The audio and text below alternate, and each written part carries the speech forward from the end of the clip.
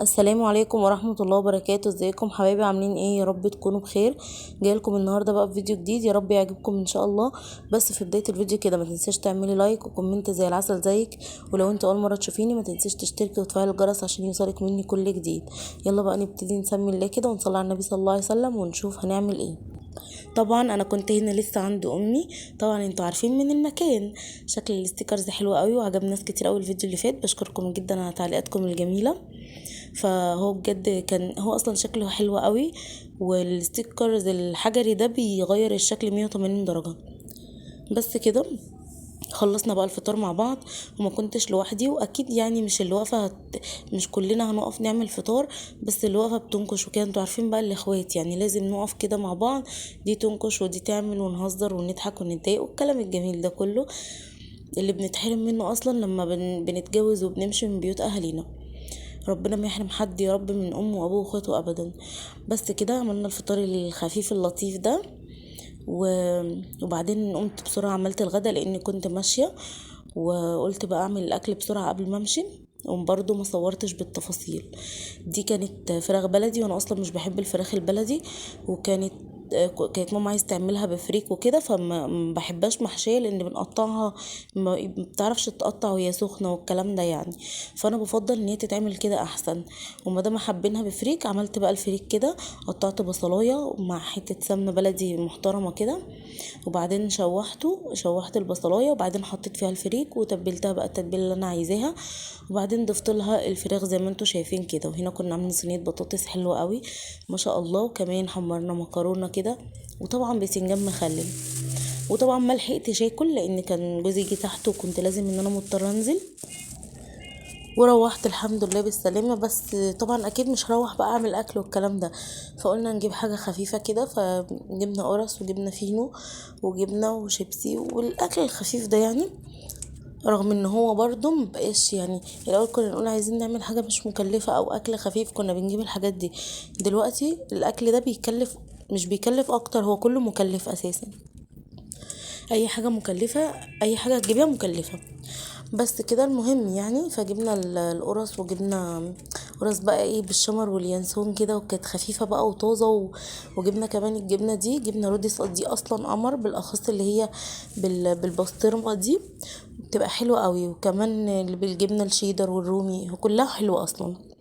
فاحنا جبنا اللي هي بالبسطرمة دي، وكمان جبنا فينو وجبنا القرص دي زي ما قلت لكم.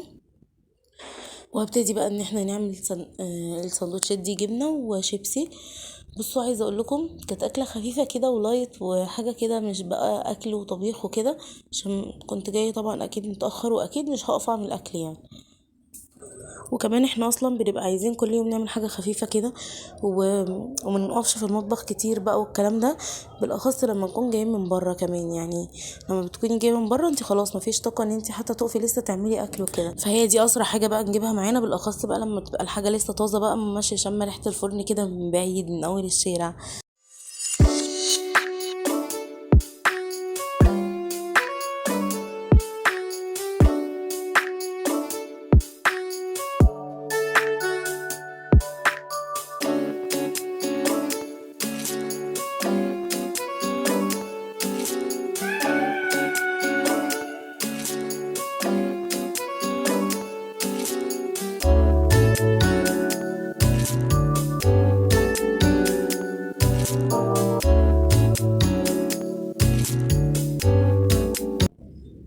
بس كده انا خلصت الساندوتشات بتاعتي، وبعدين جبت البوكس ده.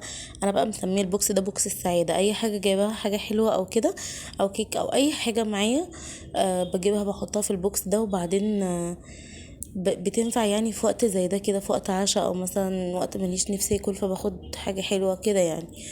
بس بينفع بالاخص بقى لو عندك اطفال او كده، مثلا تكافئيهم بحاجه، او مثلا لو جايبه كيك او كده، بس دايما طبعا مش تاكليهم الحاجه اللي هي فيها مواد حافظه لان ده غلط. بس مثلا ممكن حفظوا الورد بتاعهم تكافئيهم، مثلا كتبوا لهم ورك برضو تكافئيهم كده يعني. بالاخص انا بتكلم ان البوكس ده حلو لو معاكي اطفال، وطبعا زي ما بقولك مش دايما تديهم الحاجات دي. بس وخدت كمان من البوكس خدت اللاتيه ده، انا عملت واحده بس لان انا مش بشربها، فعملت واحده بس كده. وكمان طلعت الكيك ده اللي هو زي ما قلت لكم عامل زي السويس رول كده، انا بحبه جدا بصراحه، فباذن الله هبقى اعمله في فيديو كده منفصل. هعمل السويس رول ده يعني هعمله في البيت بدل ما اشتريه، لان دي الواحده تقريبا ب5 جنيه والكبيره ب15 منها، غليت قوي، كل حاجه غليت طبعا. بس ففي منها الكيك رول كبير كده كنت بجيبه، ده بقى ب15 جنيه يعني.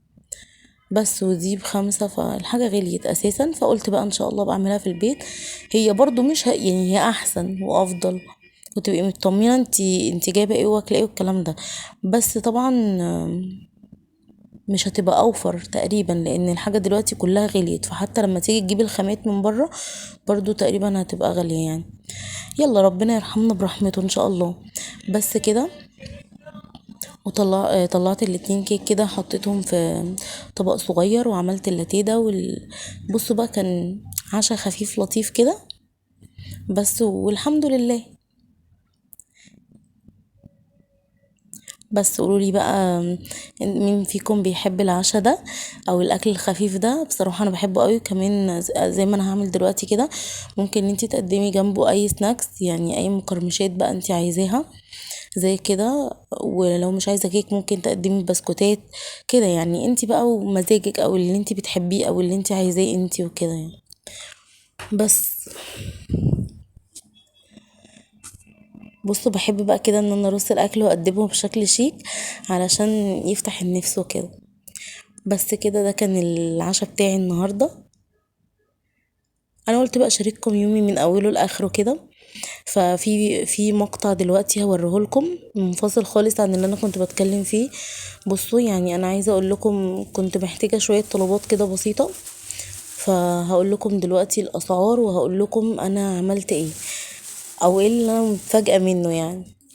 آم، نزلت جبت شوية منظفات كده وشوية حاجات من العطار، يعني كانوا بمبلغ هو مش كبير، ولكن ما كناش بنجيب بالسعر ده الاول يعني.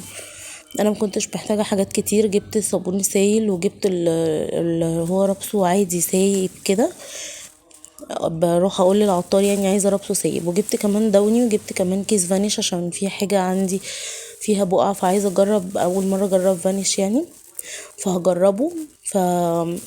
وجبت ايه بقى، جبت من عند العطار جبت رز، عايزه اقول لكم الرز ب25 جنيه، ب25 جنيه، يعني قلنا مثلا هيثبت عند ال20 وان شاء الله يرخص، لا بقى ب25 جنيه.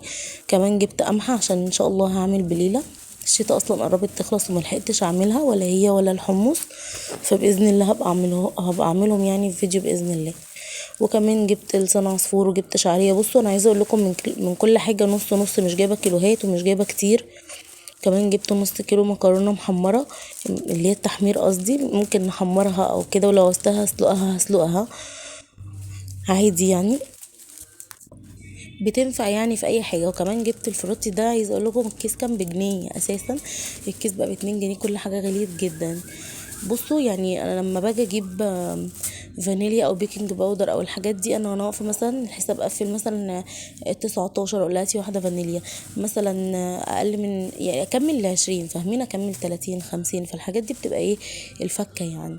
وجبت كمان جوز الهند، وجبت حاجه بسيطه كده عشان كنت محتاجاها في حاجه بس. وجبت شويه حاجات كده زي ما انتوا شايفين كده لا يذكروا اساسا. وكمان المنظفات دول كلهم عملوا معايا 120 جنيه، انتوا متصورين؟ فعلا ربنا يرحمنا برحمته. ده كان الفيديو بتاعي النهارده، وانتظروني في فيديو جديد ان شاء الله، ومع السلامه.